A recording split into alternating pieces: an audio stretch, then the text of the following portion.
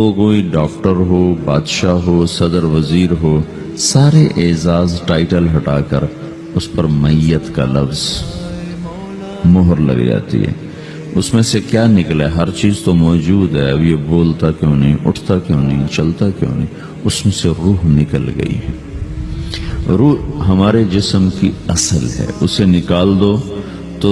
جانوروں کو بھی پتا ہے کہ اب یہ بے جان چیز ہے، چیونٹیاں، کیڑے مکوڑے بھی اس کو کھانے لگ جائیں گے، جانور بھی کھانے لگ جائیں گے، زمین بھی اس کو گلانے لگ جائے گی، ہوائیں اس کو متغیر کرنے لگیں گی۔ روح انسان کے اندر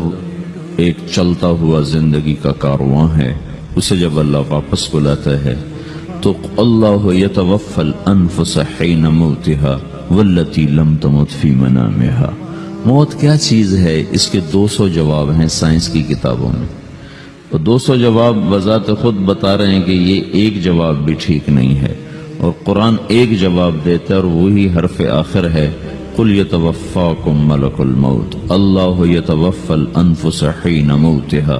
اللہ ہے جو تمہاری روحوں کو موت کے وقت کھینچ لیتا ہے، تمہارے جسم سے نکال لیتا ہے۔ تو میرے بھائیو،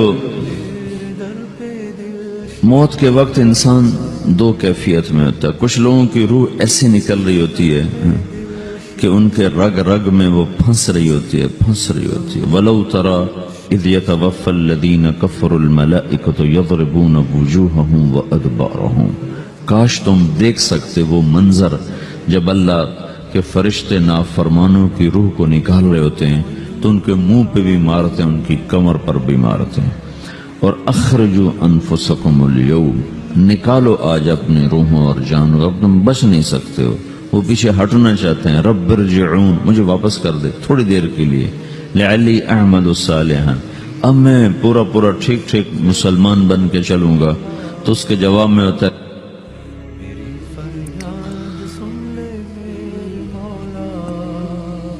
اور حدیث پاک میں آتا ہے کہ ملک الموت اترتا ہے، اس کے ساتھ 4 فرشتے ہوتے ہیں، وہ 4 فرشتے آتے ہیں، اس کی پٹائی شروع کر دیتے ہیں۔ ابھی پرسوں یہ حدیث میں نے پڑھی ابن ماجہ میں کہ ملک الموت کہتا ہے ایتھا النفس الخبیثہ کانت فی الجسد الخبیث،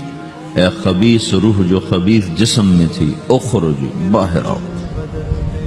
اب وہ واپس تو ہو نہیں سکتا، اپنے آپ کو روک تو سکتا نہیں، تو وہ حیران، پریشان، خوف زدہ، تو اس کے جواب میں اس کو ملک الموت کہتا ابشری بحمیم وغساق وآخر من شکلہ ازواج، تیار ہو جا خوفناک عذاب کے لیے اور کھولتے پانیوں کے لیے، کانٹے دار جھاڑیوں کے لیے، اور بے شمار عذاب کی شکلوں کے لیے۔ تو اس کی روح کو جب کھینچتے ہیں تو رگ رگ سے وہ کٹ کے نکلتی ہے، تو سارا وجود زیر و زبر ہوتا ہے، سکرات کا درد ساری دنیا کے دردوں پر حاوی ہے۔ جب اس کی روح نکلتی ہے اور اس کو لے کر آسمان پر چلتے ہیں تو دروازے پر پہنچتے ہیں تو اندر سے فرشتے پوچھتے ہیں کون ہے؟ کہتے ہیں فلاں کا بیٹا ہے۔ کا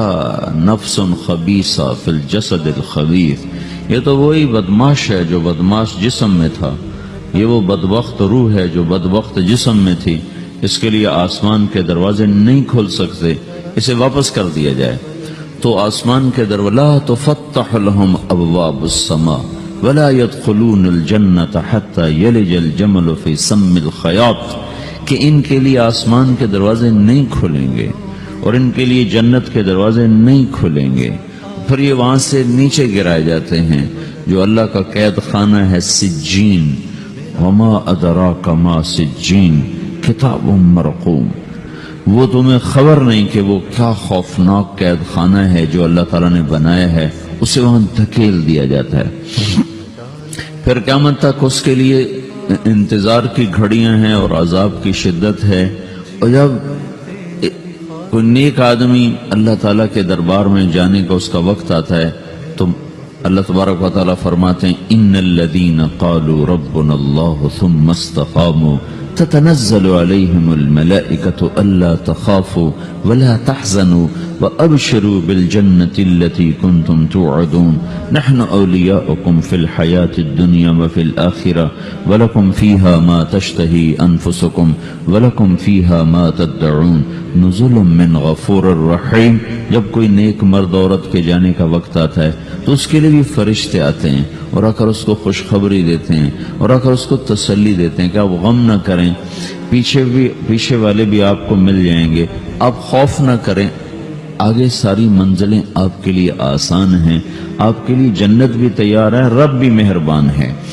اور حدیث پاک میں آتا ہے کہ ملک الموت اور 4 فرشتے آتے ہیں، وہ 4 فرشتے اس کو سہلاتے ہیں، دباتے ہیں کہ موت کا درد اسے محسوس نہ ہو، اور ملک الموت فرماتے ہیں ایتھا النفس الحمیدہ کانت فی الجسد الحمید اخرجی، اے نیک روح جو نیک جسم میں تھی باہر آؤ، کیا کرو؟ وَأَبْشِرِي بِرَوْحٍ وَرَيْحَانٍ وَرَبٍّ رَاضٍ عَنْكِ غَيْرِ غَضْبَانٍ، آپ کو بشارت ہو آپ کے لیے جنت تیار ہو چکی ہے اور وہاں کی ساری نعمتیں آپ کے لیے میسر ہو چکی ہیں، اور اللہ آپ پہ راضی ہو چکا ہے اور اللہ آپ پہ خوش ہو چکا ہے۔ اس پر اس کی روح کو نکالا جاتا ہے، پھر سارے فرشتے اس کو استقبال کے ساتھ جب آسمان پر لے جاتے ہیں تو اندر سے پوچھتے ہیں کون ہے؟ کہ فلاں فلاں کا بیٹا، فلاں فلاں کی بیٹی۔ کہتے ہیں نفس حمیدہ فی جسد حمید، یہ تو نیک روح تھی جو نیک جسم میں تھی، مرحبا بہ، اس کو ہم سب استقبال کس کا کرتے ہیں، اور ایک دم آسمان کے دروازے کھلتے ہیں، پھر وہ پہلا، دوسرا، تیسرا، چوتھا سارے آسمان پار کرتا ہوا اللہ پاک کے عرش کے نیچے کے جا کر، مرد ہے یا عورت، وہاں جا کر سجدے میں سر رکھتا ہے، اور اللہ تعالیٰ فرماتے ہیں ہاں اس نے ہمیں خوش کیا، ہم اسے خوش کریں گے، اور اس کو عافیت کے ساتھ وہاں آسمان میں، پہلے آسمان سے لے کر اللہ کے عرش تک یہ سب ویٹنگ روم بنے ہوئے،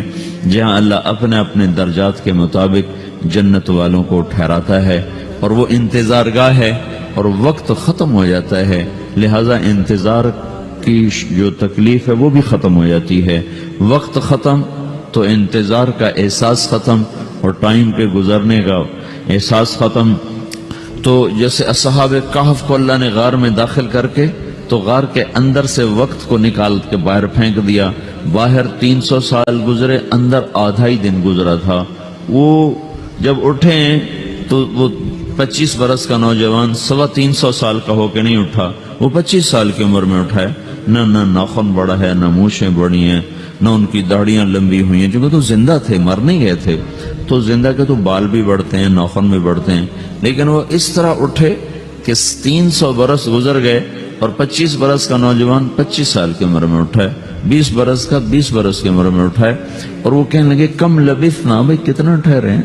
کہ یومن او بعض یومن، لگتا ہے کوئی دن، آدھا دن ٹھہرے ہیں۔ وہ صحیح کہہ رہے تھے، باہر اللہ تعالیٰ نے وقت کی گھڑی کو چلائے رکھا، اور اندر غار میں اس کو سوئچ آف کر دیا، نکال دیا، یہاں وقت کو داخل نہیں ہونے دیا، تو وقت کے گزرنے سے جو بھی اثرات مرتب ہوتے ہیں وہ ان پر مرتب نہیں ہوئے، تو وہ 20 آدھے دن کے بعد اٹھے ہیں، باہر 300 سال، اندر آدھا دن۔ یہی کچھ اللہ تبارک و تعالیٰ برزخ میں کر دیتا ہے، وقت کو ختم کر دیتا ہے، گزرنے کا احساس نہیں ہوتا ہے۔